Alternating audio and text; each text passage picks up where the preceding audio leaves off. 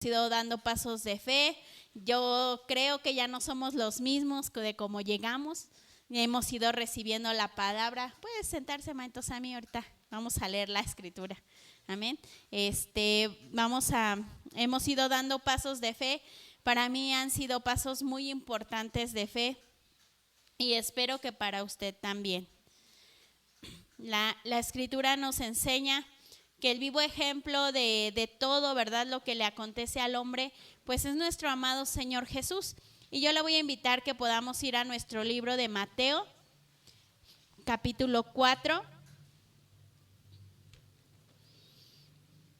Y así como vamos dando pasos de fe, también de repente pueden venir circunstancias, pueden venir pensamientos, pueden venir situaciones, vivencias, tal vez sentimientos que quisieran que se apagase esa llama del Espíritu que Dios ha puesto en nosotros, que se puedan apagar. Pero yo hoy quiero que usted pueda adueñarse de esta palabra porque es muy importante para nuestras vidas. Amén. Libro de Mateo, capítulo 4. Y así como nuestro Señor Jesús vino a esta tierra y se hizo hombre, dice la Escritura que Él también fue tentado. Y este capítulo 4 pues nos habla acerca de eso, ¿verdad? De la tentación. Ahí dice el encabezado, tentación de Jesús, ¿verdad? Entonces, Jesús, siendo Dios, siendo hombre, pues fue tentado, ¿verdad? Pero algo que estudiaba y que me sorprendía fue que esta tentación vino después de que Jesús fue bautizado.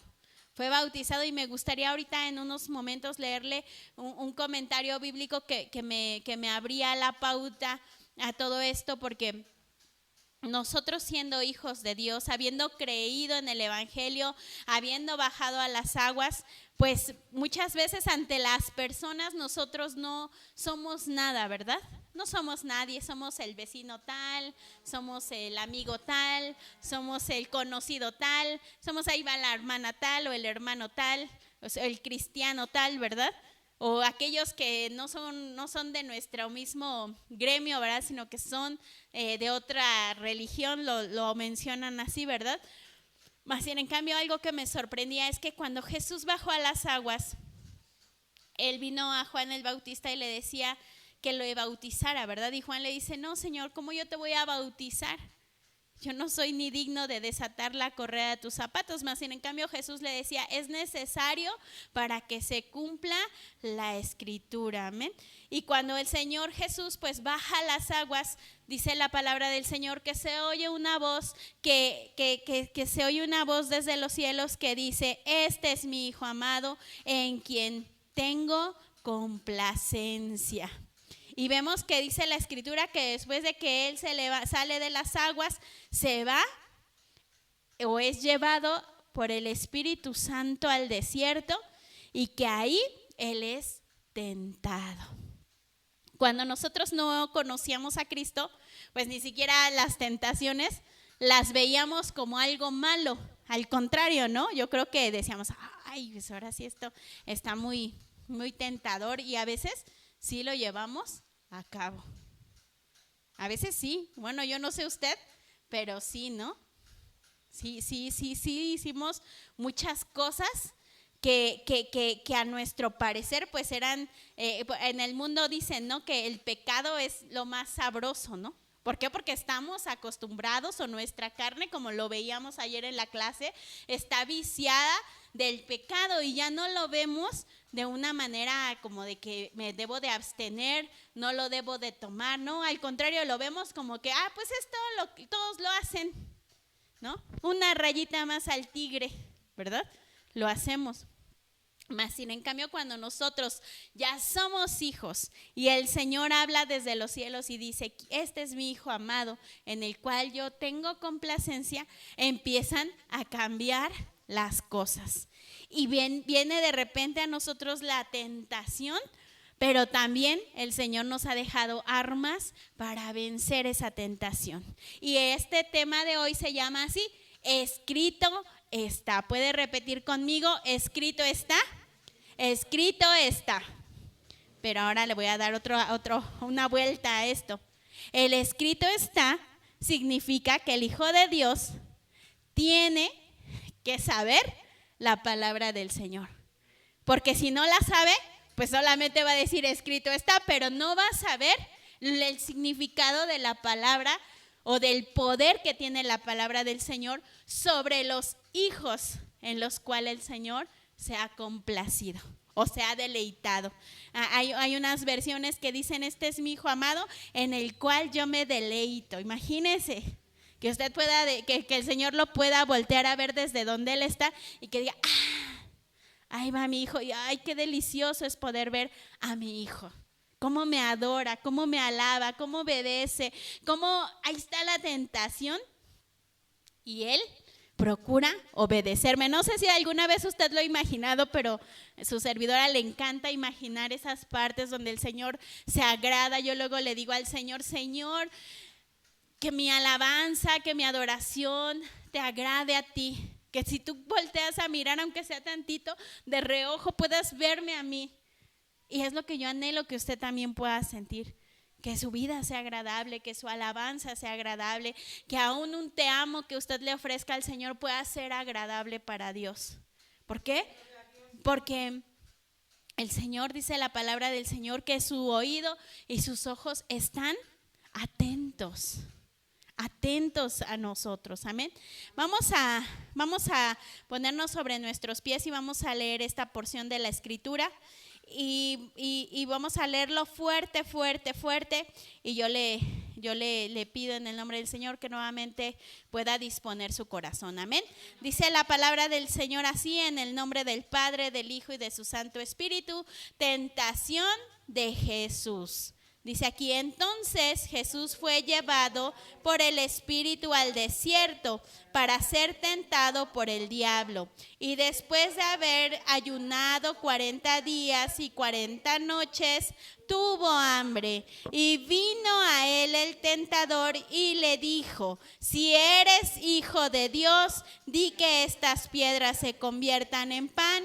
Él respondió y dijo: escrito está, no solo de pan vivirá el hombre, sino de toda palabra que sale de la boca de Dios. Siga. Y le puso sobre el pináculo del templo y le dijo: si eres hijo de Dios, échate abajo, porque escrito está: a sus ángeles mandará cerca de ti y en sus manos te sostendrá, para que no tropieces con tu pie en piedra. Jesús le dijo: escrito está, también no tentarás al Señor tu Dios. Otra vez le llevó el diablo al monte muy alto y le mostró todos los reinos del mundo y la gloria de ellos, y le dijo: todo esto te daré si postrado me adorares. Entonces Jesús le dijo: vete, Satanás, porque escrito está: al Señor tu Dios adorarás y a Él solo servirás. El diablo entonces le dejó, y he aquí vinieron ángeles y le servían. ¿Puede tomar su lugar, amado hermano? Y pues vemos aquí pues no sé si llamarlo contienda o un juego de palabras, ¿verdad?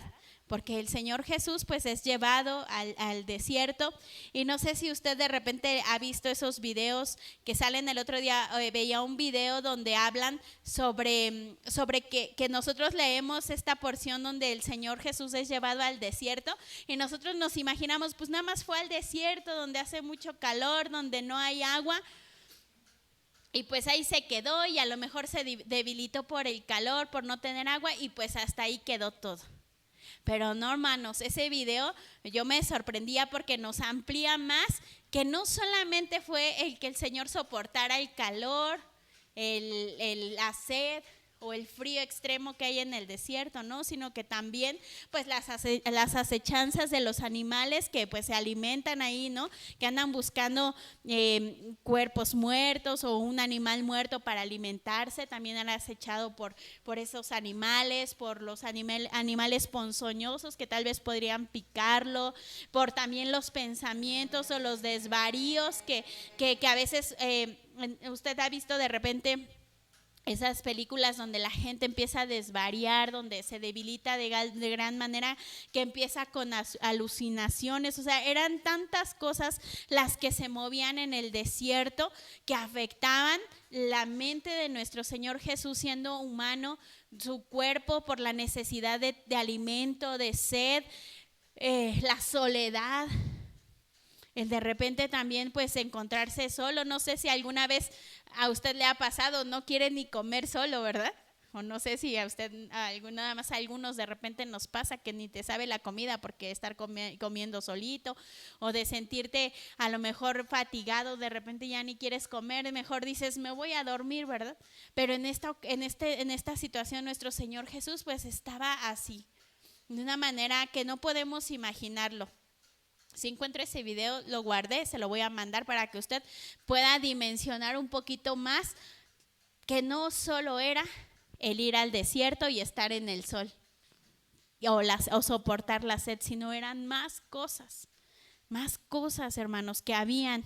Los vientos que de repente pues se llevan toda la arena, que se llevan todo, arrancan todo, y también él estar soportando todas esas cosas, ¿verdad? De repente oír voces en la nada, ¿verdad?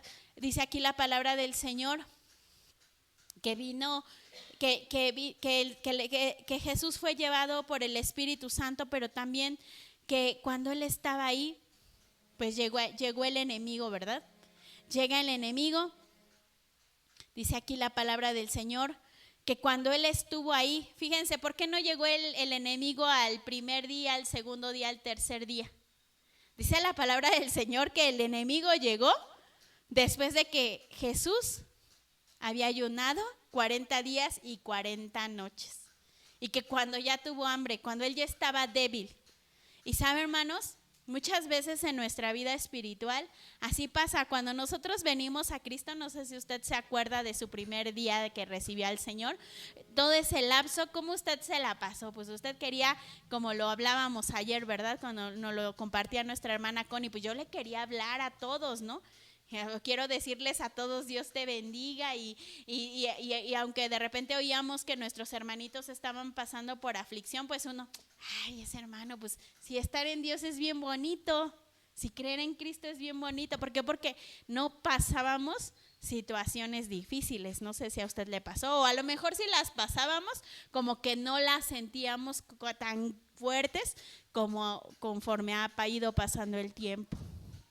Yo no sé qué situaciones usted ha estado viviendo que a veces ha sentido que se le ha ido la vida, o que se le está yendo la vida, se le están yendo las fuerzas, pero ha sido conforme ha ido pasando el tiempo, conforme vamos creciendo. Pero ¿sabe? El poder decir escrito está, es poder entender que esa palabra es poderosa y que nos la ha dejado el Señor Jesús. ¿Para qué? Para que sus hijos puedan fortalecerse en su palabra. Amén. Quiero ampliar un poquito este tema y vemos que en este pasaje el Señor Jesús lo menciona 3 veces, escrito está, pero el enemigo lo menciona solo una vez, haciéndonos o mostrándonos que también el enemigo conoce la escritura, pero que el Hijo del Señor o los que somos hijos debemos de conocerla de una manera perfecta. 3 veces aquí el Señor Jesús menciona, escrito está. Y el enemigo, fíjense, una sola vez menciona, escrito está, pero 2 veces le dice, si eres hijo de Dios. El enemigo siempre va a venir a querer decirnos, si tú eres hijo de Dios. Pero ¿cómo debe de responder el hijo de Dios? Escrito está. El enemigo también sabe la palabra, pero nosotros debemos estar más preparados que ningún otro. Dice la palabra del Señor ahí en el libro es primera de Timoteo, es segunda de Timoteo 3:12, dice la palabra del Señor: toda la escritura es inspirada por Dios y útil para enseñar, para redarguir, para corregir, para instruir en justicia, a fin de que el hombre de Dios sea perfecto, enteramente preparado para toda buena obra. Una buena obra, hermanos, es poder decir: escrito está. Cuando viene la lucha, cuando viene la prueba, cuando viene el desánimo, cuando estoy pasando por situaciones que siento que ya no puedo más, es cuando el Hijo de Dios debe de aprender a levantarse en poder, porque no es por sus fuerzas, es por la palabra que el Hijo de Dios ha conocido o está conociendo. Amén. La frase escrito está tiene una referencia bíblica principal. El Señor Jesús la utiliza al ser tentado en el desierto para confirmar la autoridad suprema de la palabra de Dios. Fíjese lo que yo encontraba, ¿no? Dice que es un punto principal y que Jesús la utiliza cuando es tentado en el desierto para confirmar la autoridad suprema de la palabra de Dios. Cuando nosotros podemos vencer con la palabra, nosotros estamos confirmando en nuestras vidas que la palabra de Dios es nuestra autoridad suprema y que nosotros estamos bajo esa autoridad, que nosotros estamos obedeciendo la palabra del Señor. Veíamos que nuestro Señor Jesús fue tentado en ese desierto, en esa lucha en la que Él fue movido por el Espíritu Santo, fue llevado, fue tentado. Y ahí, en esa debilidad, en esa etapa de debilidad, de vulnerabilidad, ahí nuestro Señor fue tentado. Él reconocía y confirmaba la autoridad suprema de la palabra del Señor. Y algunos usos que nosotros le podemos dar a la palabra del Señor es eso, confirmar que la palabra del Señor es nuestra máxima autoridad.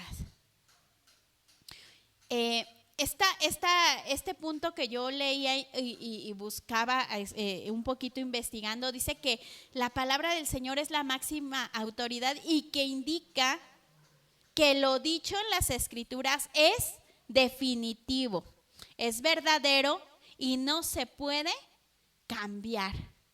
La palabra del Señor nos dice que la palabra no tiene variedad ni cambio. Y también en las clases que hemos ido tomando, dice la palabra del Señor que nosotros tenemos un Dios que es inmutable, que Él no cambia. Y como Él no cambia, su palabra tampoco va a cambiar. Su palabra es la que permanece. La palabra del Señor nos enseña que los cielos y la tierra pasarán, pero que su palabra no pasará, hermanos. Entonces, si escrito está en la palabra del Señor, que el Señor es su refugio, que el Señor es su escudo, que el Señor lo saca del lodo cenagoso, que podamos echar nuestra ansiedad sobre el Señor, es porque la palabra es verdad.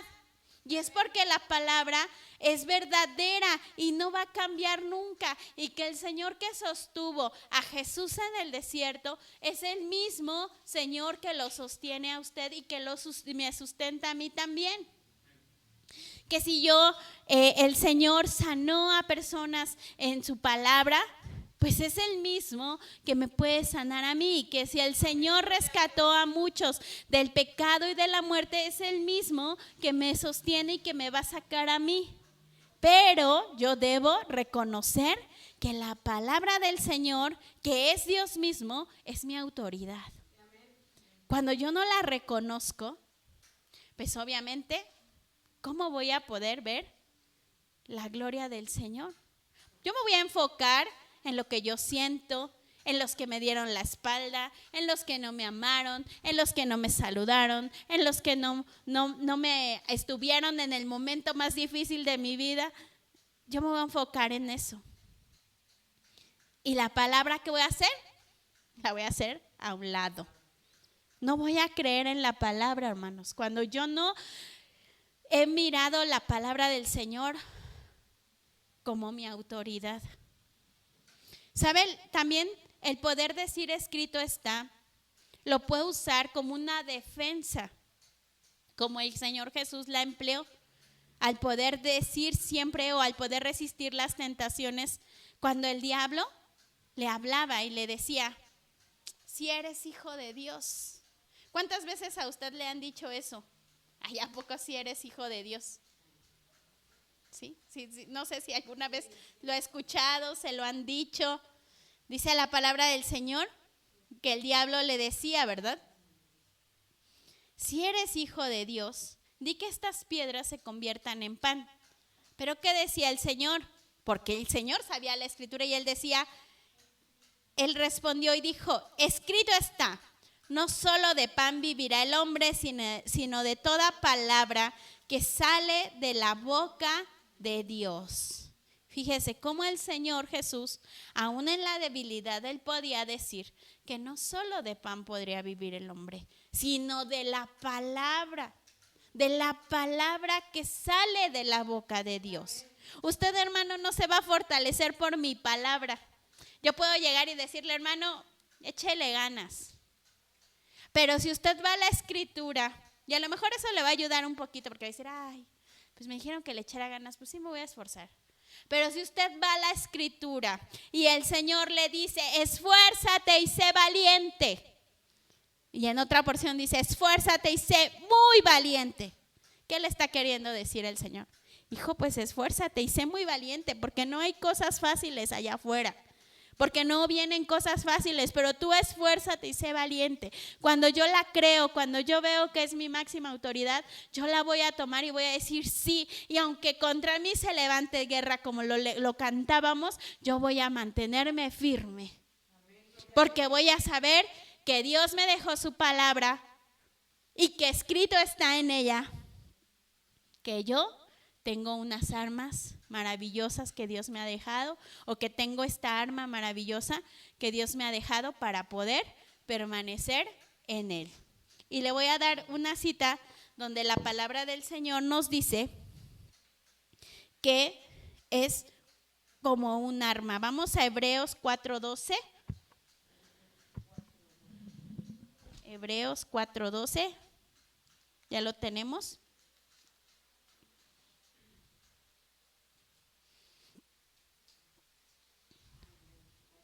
Hebreos 4:12. ¿Quién lo tiene por ahí ya? ¿Alguien que ya lo haya encontrado? Que lo pueda leer para que no digan, esta hermanita Cris me está engañando. Amén, gloria a Dios. Porque la palabra de Dios es viva y eficaz y más cortante que toda espada de dos filos y penetra hasta partir el alma y el espíritu, las coyunturas y los tuétanos y discierne los pensamientos y las intenciones del corazón. Y del corazón, amén. Dice aquí, porque la palabra de Dios es viva y eficaz y más cortante que toda espada de dos filos y penetra hasta partir el alma y el espíritu, las coyunturas, los tuétanos, y discierne los pensamientos y las intenciones del corazón. Fíjense, la palabra de Dios dice que es viva, es eficaz y que es más cortante que una espada. Esto quiere decir que es un arma muy poderosa. ¿Por qué? Porque esa espada va a penetrar nuestra alma. Va a decir, y nuestro espíritu, no solo el alma, el espíritu. Las coyunturas, los tuétanos, que disciernen nuestros pensamientos y las intenciones de nuestro corazón. Cuando el Hijo de Dios comprende que hay cosas que no deben de estar en su alma y en su corazón, y cuando lee la escritura y se da cuenta que el Señor, a Él no le agradan cosas, en automático uno va a decir no, Señor. Yo no quiero seguir pecando, yo no quiero seguir haciendo esto, o ya entendí que esto me contamina, que no lo puedo llevar en mi corazón, esta amargura, esta tristeza, este dolor, este rencor, esta frustración, yo no la tengo que tener en mí. Adiós. Y uno le da la espalda. Por eso es una arma de doble filo que no solamente nos va a ayudar para cuando tengamos que pelear nuestras batallas de rodillas y decir, Señor, esfuérzame porque yo no puedo vencer, sino también va a ir transformando nuestra mente, nuestro corazón, nuestros pensamientos. Amén. Es una palabra de defensa que nos ayuda a resistir. La palabra del Señor nos dice resistir al diablo, huirá de vosotros. Cuando nosotros resistimos ante las tentaciones, cuando nosotros resistimos por la palabra, hermanos, el enemigo huye de nosotros.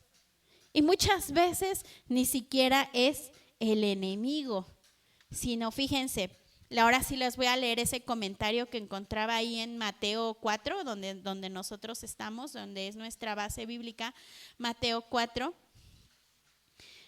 Me gustó mucho esto que decía la palabra del Señor o este comentario que dice acerca de la palabra del Señor, porque muchas veces el escrito nos lleva para poder afirmarnos en muchos aspectos de nuestra vida.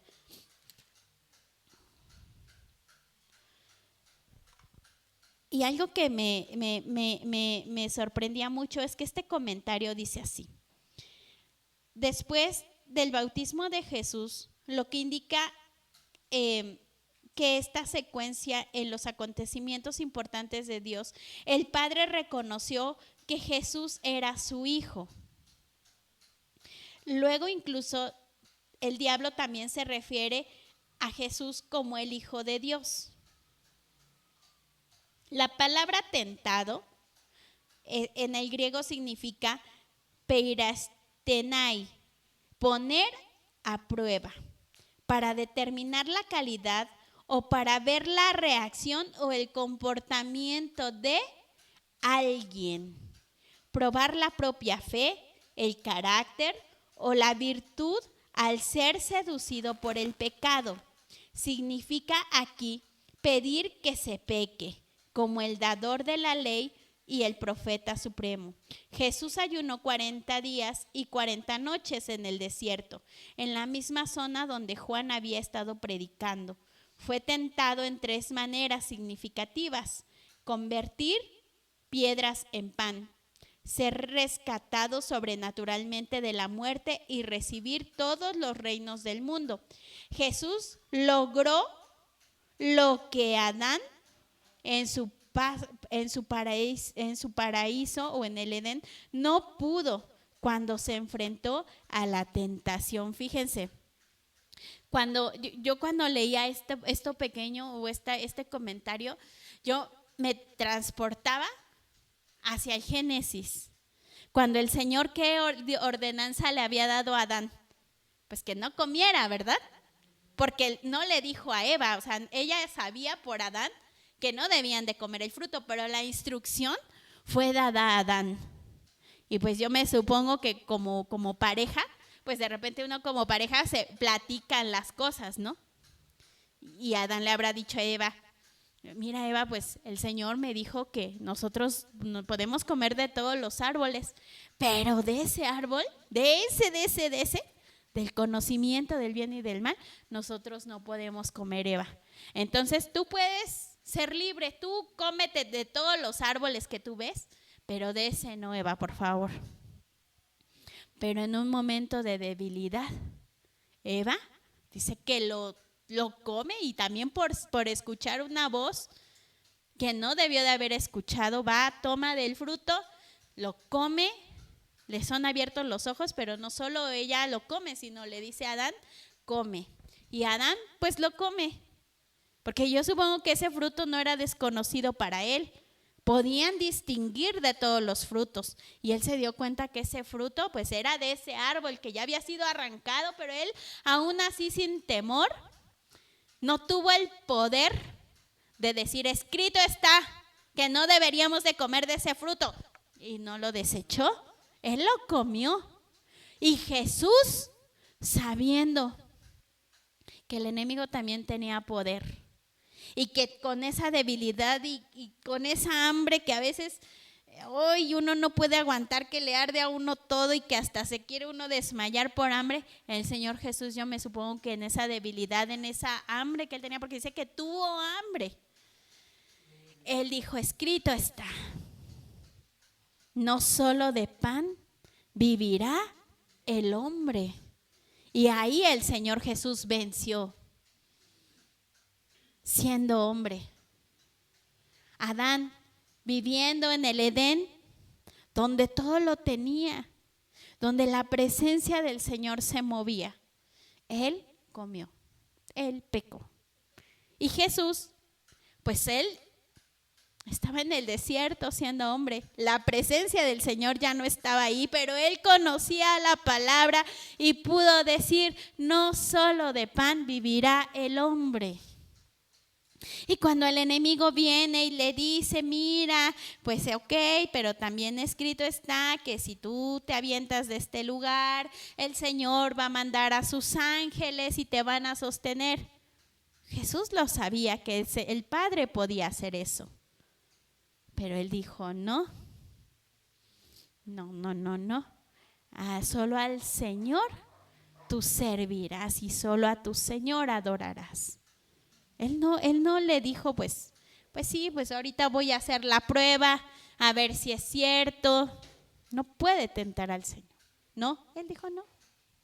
Él dijo un no, porque él sabía el poder del Señor sobre su vida.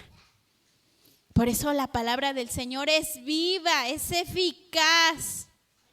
Y también nos puede dar vida cuando nosotros sentimos que desfallecemos. Le voy a pedir que me acompañe ahí al libro de Primera de Pedro 1:23. Por si alguna vez usted ha sentido esas veces que ya ni con... ya no nada le satisface, usted siente que se está muriendo, tal vez no lo ha sentido, pero si en algún momento usted siente así, la palabra de Dios, en donde podemos decir, escrito está, podemos venir a ella y volver a florecer, hermanos, a poder nacer, no por la palabra de hombre, sino por la palabra. Dice ahí en el libro de Primera de Pedro, capítulo 1, versículo 23. Dice, lo vamos a leer desde el 22. Dice, habiendo purificado vuestras almas por la obediencia a la verdad, mediante el Espíritu, para el amor fraternal no fingido, amaos unos a otros entrañablemente de corazón puro, siendo renacidos, no de simiente corruptible ni de incorruptible, por la palabra de Dios que vive y permanece para siempre. Fíjese, habiendo sido renacidos, no de simiente corruptible, sino de incorruptible, por la palabra de Dios que vive y que permanece para siempre. Lo corruptible es todo lo que existe en esta tierra. Usted puede ver un árbol de manzanas, hermoso, bello. Por acá atrás hay una señora, una casa que tiene unas manzanas y cuando maduran se ven tan hermosas, amarillitas, bonitas, que a mí me dan ganas de cortar una y comérmela. Mientras están en el árbol, pues se ven bien, ¿verdad? Pero llegan las aves, las picotean. Si nadie las baja y se las come, llegan las aves, las pican y ahí se quedan y ahí se pudren. Eso es lo corruptible. Pero lo incorruptible es todo lo que viene de Dios, lo que hace que permanezca. Si usted permanece en Cristo, si usted permanece afianzado, sembrado en la palabra, ahí usted permanece, hermano. Tal vez este cuerpo va a llegar un día en que va a morir. Y ahí donde lo dejen a usted, incinerado o enterrado en tierra, usted ahí se va a quedar, su cuerpo, sus huesitos, lo que quede de su ropa, de su cabello, ahí va a quedar, hermano. Pero si usted permanece en Cristo, si usted busca a Cristo, su alma, su espíritu va a llegar a ese lugar donde no hay llanto, donde no hay tristeza, donde no hay dolor y donde todos llegamos a una edad que todos podemos a lo mejor vivir de una manera incorruptible, donde esto no se corrompe, donde esto es conforme a la imagen del Dios santo y perfecto. ¿Pero por qué? Porque permanece incorruptible, pero no por las obras, no por lo que yo soy, no lo que yo he dado o aportado, no porque tuve la mejor voz y canté al Señor, no, sino por la palabra de Dios que vive y permanece para siempre en nosotros. Por eso, hermano. Por la palabra, dice una porción en la escritura que cuando el Señor venga, Él va a venir a buscarse a Él mismo. ¿Cuánto soy yo? Entonces ahí entra una pregunta. ¿Cuánto tengo yo de Cristo? Porque escrito está que Él va a venirse a buscar a Él mismo. ¿Cuánto tengo de Cristo? Y ahí es como para, ¿verdad? ¿Por qué? Porque Cristo podía vencer con la palabra o venció con la palabra, venció en la cruz, venció el dolor, venció la frustración, venció la soledad, venció muchas cosas. Y que si siendo Adán hombre y Cristo venció aún también siendo hombre, Adán no venció, pero Cristo siendo hombre sí venció. Nosotros podemos vencer en el nombre de Cristo, porque ahora tenemos a Cristo, tenemos la obra de Cristo si la hemos creído, y eso nos hace ser vencedores.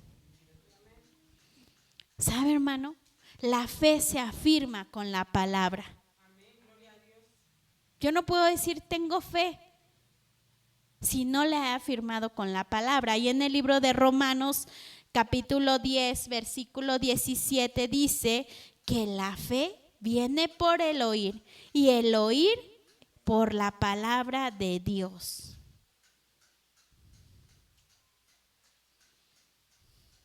Fíjense, ¿cómo está? Así dice la palabra del Señor. Así que la fe es por el oír y el oír por la palabra de Dios.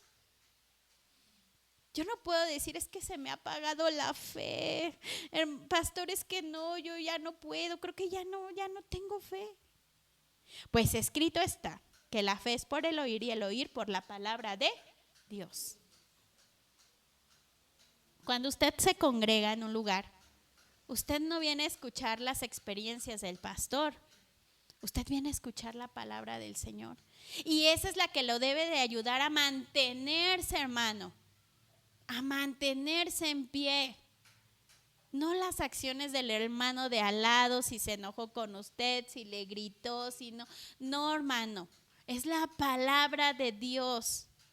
Ni tampoco las circunstancias que usted pueda vivir son las que lo van a mantener tomado de la mano de Dios, porque lo leíamos en el comentario. No solo es es también para probar de una u otra manera, hermanos, para probar la fe. Yo me sorprendía de este comentario, hermanos, porque dice este comentario que esa palabra de ser tentado era para poner a prueba a alguien. Tal vez usted es un alma tan pura que usted no ha puesto a prueba a nadie.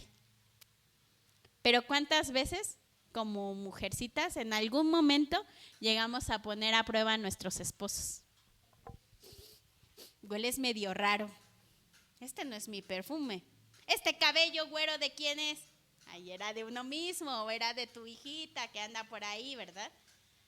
O este mensaje, ay, me lo mandó mi prima. Ay, sí, a ver, ¿qué prima? Y ya de repente uno se da cuenta, ah, sí, cierto, es la prima tal, ¿verdad? Sí, ¿no? ¿O por qué a estas horas? Tú tenías que haber llegado a esta hora. Ay, me pasé 5 minutos.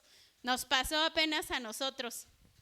Fuimos aquí a Tláhuac, que está a 25 minutos de aquí. Y llegamos y cuando íbamos, ahí usted a lo mejor ha pasado por ahí, hay una iglesia grande, por ahí, Centro de Fe, y más adelante creo que hay otra, Puerta del Cielo, o están antes, no recuerdo, pero exactamente donde está esa iglesia de Puerta del Cielo estaba el alcoholímetro. Y nosotros vamos pasando y pues le hacen la prueba al hermano pastor y vamos ya felices, llegamos a nuestro destino. De repente las personas con las que nos teníamos que encontrar, llega uno, supongo que era el trabajador de esta persona, y le dice, pues ya, apúrate. Dice, ellos vienen de por allá. Y nos preguntan si es cierto que estaba el alcoholímetro, y nosotros sí. Dice, bueno, entonces ya apúrate. O sea, de momento no le habían creído. Yo creo que esta persona le dijo, pues es que me agarró el alcoholímetro. Y era así, hermanos, esta persona le dijo, es que me agarró el alcoholímetro y había tráfico y no podía pasar. Y sí, porque estaban invadiendo todo el carril. Nada más dejaban un cachito para que pasara un auto y ni cómo fugarte para que no te agarrara el alcoholímetro, ¿no? Es una calle o una vía muy reducida. Y yo creo que le habrán dicho, si no dicen que los agarró también el alcoholímetro, pues va para atrás, regrésate a tu casa. Pero no, como confirmamos que sí, y dijo, bueno, nada más porque ellos dicen que sí estaba el alcoholímetro, pues puedes quedarte, ¿no? Entonces muchas veces podemos ser probados, hermanos. Podemos ser probados. Y muchas veces no es el enemigo el que nos tienta. Muchas veces es el Señor el que nos pone a prueba cuánta fe hay en nuestro corazón, cuánta convicción hay en nuestro corazón, cuánto hemos creído a la palabra. Cuánto yo he creído que la palabra del Señor es vida. A veces podemos estar así como que, ay, no, pero el Señor es el que nos pone a ver si es cierto. A ver si es cierto que hoy va a ayunar para mí, que va a decir, no solo de pan vivirá el hombre.